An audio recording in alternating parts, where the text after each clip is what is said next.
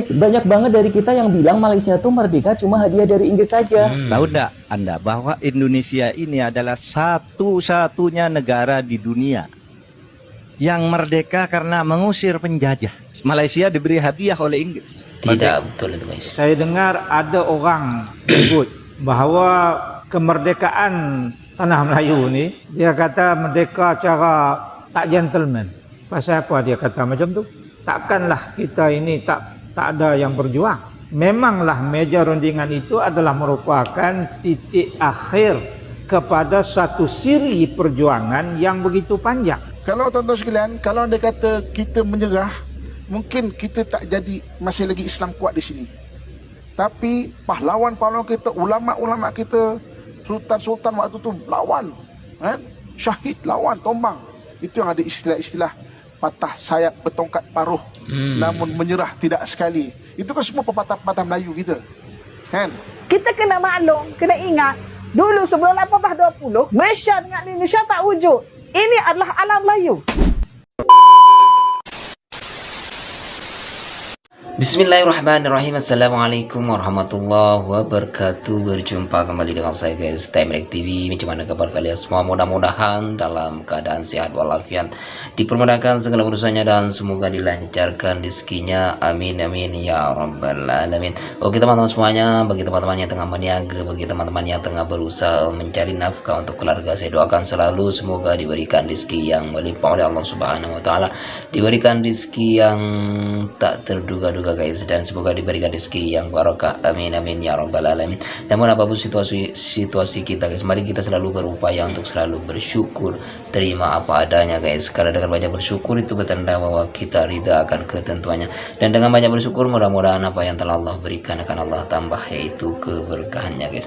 Oke teman-teman semuanya, dalam kali ini saya akan nge-reaction yaitu salah satu video guys, yaitu yang diupload oleh channel Riau Turina ya guys, yang dalam hal ini koyak ya teman-teman. Isu ini sebetulnya ya sejak dari dulu ya sampai sekarang ya, ini keluar dari orang Indonesia, dari ya kata-kata ini keluar dari orang Indonesia sendiri. Entah hal ini karena iri sama Malaysia ataupun ya ada hal-hal yang lain guys. Dalam hal ini Profesor Malaysia sekolahkan Profesor Indonesia. Wow, ini tentunya ini orang-orang yang sudah apa teman-teman semuanya, intelek, orang-orang yang sudah pandai guys. Dalam hal ini Profesor Malaysia sekolahkan Profesor Indonesia. Betul ke kemerdekaan Malaysia hasil giveaway aja? Wah, ini bakalan menarik guys. Oke teman-teman, daripada ya penasaran, langsung saja kita tonton seperti apakah videonya. Let's go. Assalamualaikum guys, jumpa lagi di Ria Oktorina. Semoga kalian semua sehat dan bahagia. Amin amin ya. Hari ini kita akan membahas satu perkara yang sampai sekarang masih sering menjadi perdebatan ketika sejarah Malaysia dibicarakan. Masih ada yang menganggap bahwa Malaysia merdeka hanya karena mendapat hadiah atau giveaway daripada Inggris. Tidak betul Bahkan guys. pandangan seperti ini juga pernah disampaikan oleh seorang profesor terkenal dari Indonesia. Namun kalau sejarahnya dilihat secara lebih lengkap, ternyata ceritanya tidak sesederhana itu. Memang benar, kemerdekaan tanah Melayu akhirnya dicapai melalui meja rundingan dengan Inggris. Tetapi, apakah itu bermaksud Malaysia tidak mempunyai perjuangan untuk mendapatkan kemerdekaan? Guys, banyak banget dari kita yang bilang Malaysia tuh merdeka cuma hadiah dari Inggris saja. Apa benar seperti itu? Setelah runtuhnya Kesultanan Malaka, Selat Malaka diperebutkan oleh tiga pihak, yaitu Portugis, Belanda, dan Inggris. Dan akhirnya jatuh ke tangan Inggris. Tahun 1910 ada dua imigrasi yang datang, yaitu orang India dan juga Tiongkok. Nah, pada tahun 1824 Inggris mulai menguasai Malaka. Dalam perjanjian Inggris-Belanda tersebut berisi pembagian kepemilikan Nusantara, Malaya untuk Inggris, Indonesia untuk Belanda. Isi konvensi London berisi menukar jajahan Inggris di Bengkulu dengan jajahan Belanda di Malaka. Tahun 1946, UMNO membuat kesepakatan dengan Inggris bahwa kemerdekaan Malaysia jatuh pada tahun 1957. Jadi begitulah mengapa Malaysia sering disebut mendapat hadiah kemerdekaan, karena kita bisa lihat bahwa tidak ada pertempuran darah seperti yang terjadi di Indonesia. Tahu enggak Anda bahwa Indonesia ini adalah satu-satunya negara di dunia yang merdeka karena mengusir penjajah. India tuh merdeka tadi karena diberi hadiah oleh Inggris. Malaysia diberi hadiah oleh Inggris, merdeka. Amerika merdeka mengusir penduduk asli. Pandai sok tahu ya guys. Australia mengusir penduduk asli. Indonesia tidak, mengusir penjajahnya. Hanya Indonesia.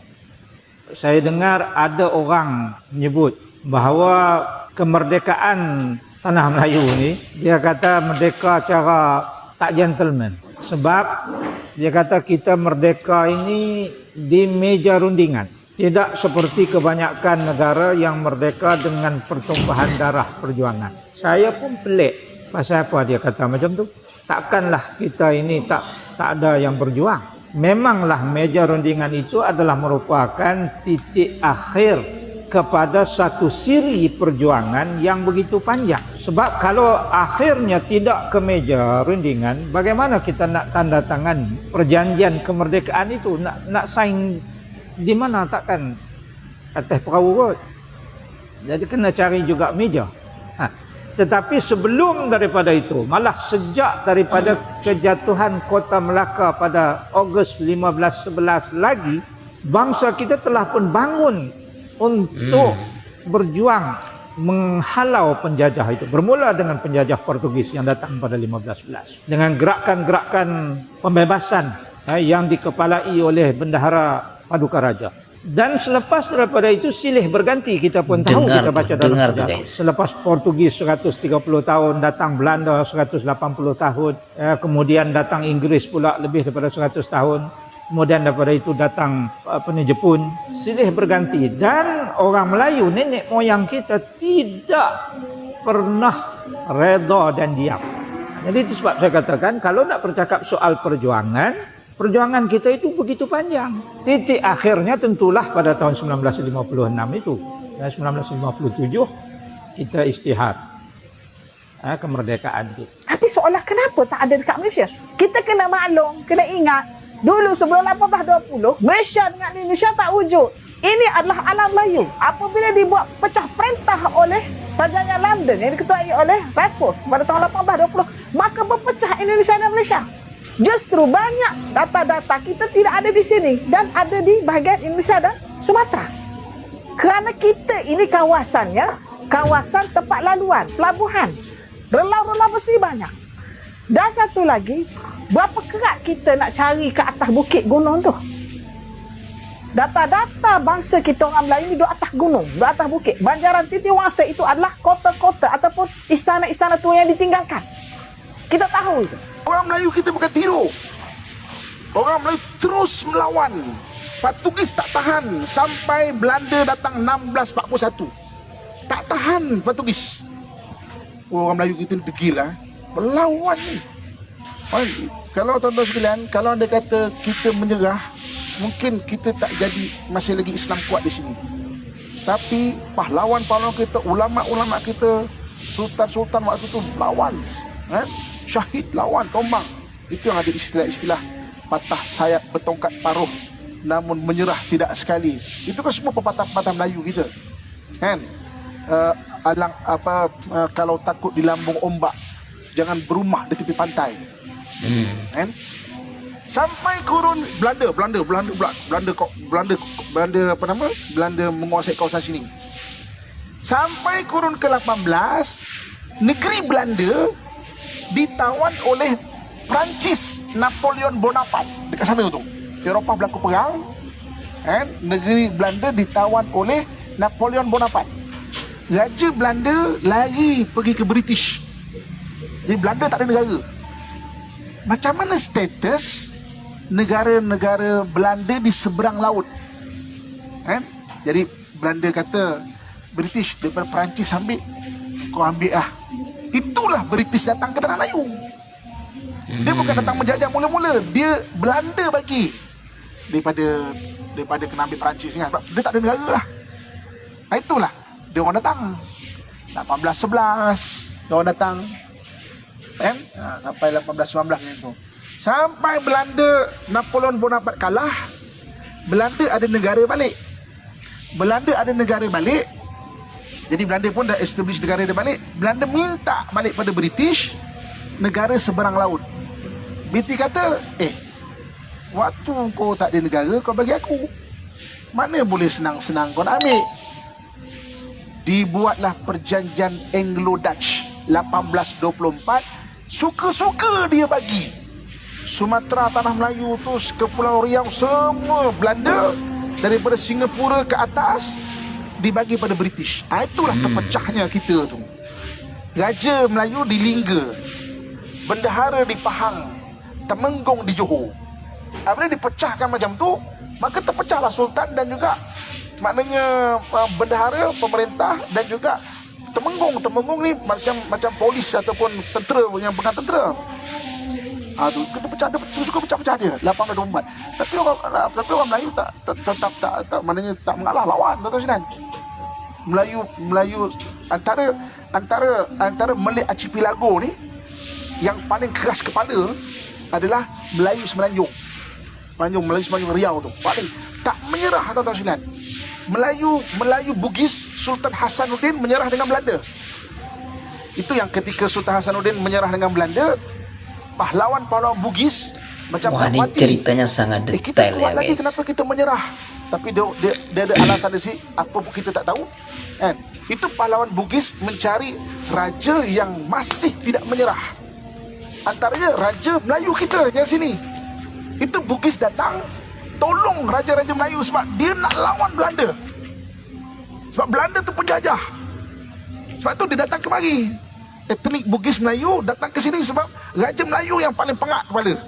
Tak menyerah, tuan-tuan sekalian. Sehingga berlakunya Perang Riau Kedua. Nanti tulis Riau Kedua. Riau Kedua ni Belanda nak kejar Raja Melayu daripada Kepulauan Riau, dia pergi berundur ke Pulau Lingga. Kepulauan Lingga sana ditahan dekat Kepulauan Riau Raja Haji Fisabilillah. Raja Haji Fisabilillah tahan di situ dan Belanda kalah di situ. Antara yang diorang paling takut adalah penyelam Melayu. Kita ni dulu memang kita orang laut kan. Mana kita lah satu-satunya bangsa yang negara kita air juga negara. Kan kita tanah airku. Orang ni semua tanah aja. Kita air pun negara kita. Tanah airku. Jadi kita memang air itu negara. Jadi maksudnya kita memang biasa menyelam, berenang ni memang darah kita tu biasa. Jadi kita ni memang menyelam. Dia tebuk kapal Belanda ni lah. Tenggelam. Kemudian Raja Haji Fisabilillah kejar Belanda sampai ke Teluk Ketapang dekat Melaka. Kan? Melaka tu dah nyawa-nyawa ikan. Kalaulah tak ada pembelot yang bagi tahu pusat Belanda di Batavia, maka Melaka tu dah balik pada kita dah. Kan? Itu yang diberitahu ke Batavia. Batavia ambush pada waktu pagi. Syahid Raja Haji Fisabilillah. Kan? Pagi itu tangannya sedang membaca kitab Dalail Khairat. Diri dia pegang badik. Kan? Maknanya tak lepas badik tu waktu syahid tu. Kan? Tangan tu tengah pegang kitab Dalail Khairat. Wah, Itu Perang Riau ini 2. keren guys Raja ceritanya kita guys. ni memang tak macam melawan lah. Okay. Dan itulah pada masa kaum muda ni dia cuba untuk membina satu kesedaran orang Melayu kerana asas untuk merdeka itu mesti mereka kenal jati diri dahulu. Dan mereka mesti tahu dari sudut terasnya bahawa agama mereka tidak membenarkan perhambaan itu.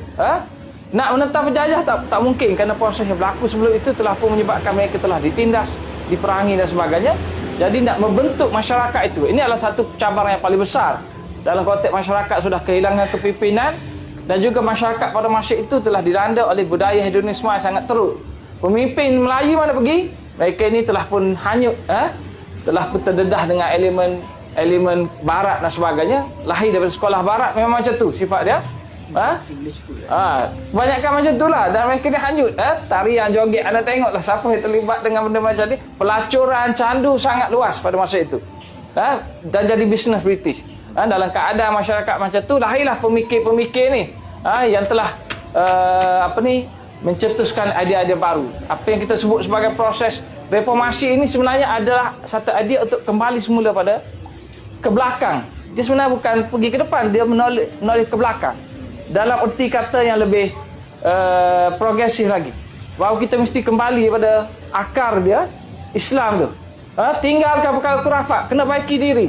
Wanitanya tak boleh lagi ada kat rumah, kena keluar. Memang dia telah mencetuskan perbahasan kerana masyarakat pada masa itu dari segi agama sebenarnya bukanlah begitu advance lagi. kita ni Islam diterima zaman Melaka itu dari atas, tapi telah pun dijajah oleh Portugis. Proses penyebaran Islam itu bukan mantap.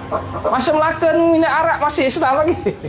Tak boleh dilihat pada masa. Dan proses ini dia berlaku zaman penjajahan itu, Islam tak boleh nak mekar kerana dia berada di bawah penjajah British, dan penjajahan kuasa-kuasa asing. Ya teman-teman semuanya, ketika kita yang menonton tadi ya, ini betul-betul seru teman-teman. Ya, selama ini kita menganggap bahwasanya Malaysia itu merdeka karena hasil giveaway. Itu tidak betul sama sekali. Ketika ya Profesor Indonesia tuh, Profesor Malaysia bantah itu Profesor Indonesia. Itulah kenyataannya tadi guys. Ya, Malaysia merdeka bukan hasil giveaway, tetapi hasil jerih payah guys. Oke teman-teman semuanya, dalam saat ini ya, bukan masalah merdeka tidak merdekanya guys, tetapi yang perlu dipikirkan sekarang ini itu adalah ke depannya guys. Bangsa ini bagaimana? Tentu ya kita berbeda jauh dengan Malaysia. Malaysia ke depan makin cerah, sedangkan Indonesia sendiri kita tahu makin tenggelam guys. Oke teman-teman semuanya, terima kasih sudah menonton video ini. Mudah-mudahan video ini bermanfaat, dan jangan lupa jika kurang suka dengan channel ini, like, komen, dan bantu share. Saya Time Reactive undur diri. Wassalamualaikum warahmatullahi wabarakatuh.